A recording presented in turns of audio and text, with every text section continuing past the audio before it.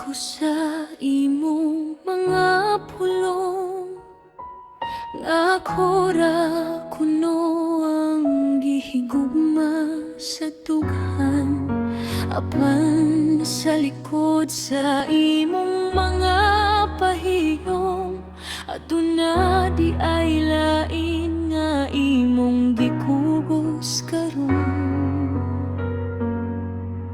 Ako ang pirming naghulat sa imong tawag, bisan kapoy na wala gihapoy pagbag-o nga klaro. Nagpakamartir ko hangtod nahurot ang gugma nga akong gitigom para kanimo.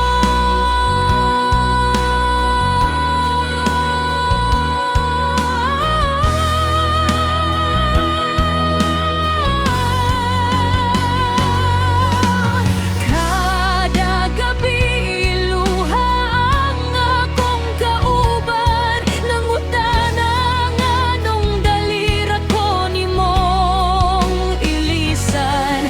Gitukod na to ang mga damgo sa una, apan nimong giguba pinaagi sa pagbudhi nga walay konsensya.